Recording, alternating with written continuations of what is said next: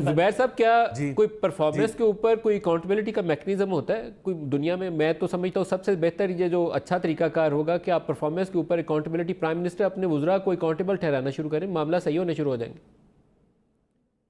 मेरा ख्याल है जो मेरी बिल्कुल सीरियस एडवाइस होगी, और मैं समझता हूँ कि प्राइम मिनिस्टर को मिसलेड किया जा रहा है। देखिए, prime minister is on record, पहले उन्होंने कहा 100 दिन, फिर उन्होंने कहा 6 महीने, अब उनको कह दिया गया है कि जी ट्रक की बत्ती के पीछे लगा के 1.5 साल। सो 1.5 साल तक उन प्राइम मिनिस्टर को। दूसरा ये है कि इन्होंने लाइसेंस दे दिया तमाम मिनिस्टर्स को कि अपनी नाअहली छुपाने के लिए आप पिछली हुकूमत को ब्लेम कर दें।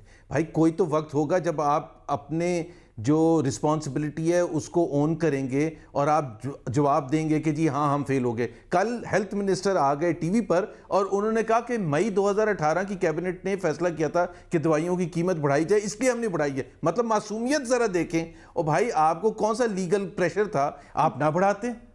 मतलब मासूमियत देखे। सो मेरा अपना ख्याल यह है कि अकाउंटेबिलिटी होनी चाहिए, सख्त होनी चाहिए, और जो वुज़रा अवाम की नज़र में परफॉर्म सही नहीं कर रहे हैं, वो जितने भी इकोनॉमी रिलेटेड मिनिस्टर्स हैं, चाहे उसमें प्लानिंग मिनिस्टर हैं, चाहे उसमें एनर्जी मिनिस्टर है, चाहे उसमें जो भी मिनिस्टर्स आते हैं, मेरा ख्याल है उनको फाइनेंस वाले का नाम नहीं लिया आपने? करनी चाहिए और ये बातें ख़त्म कर दी।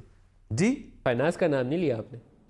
वो मैंने वो नदीम अफजल चंद के बड़े अच्छे दोस्त हैं, इसलिए मैंने नाम मसला नहीं उन्हीं लिया। का। चंद साहब, चलो मेहरबानी आपकी। मेरे तो आपकी वजह से दोस्त है ना, आपके भाई हैं इसलिए दोस्त।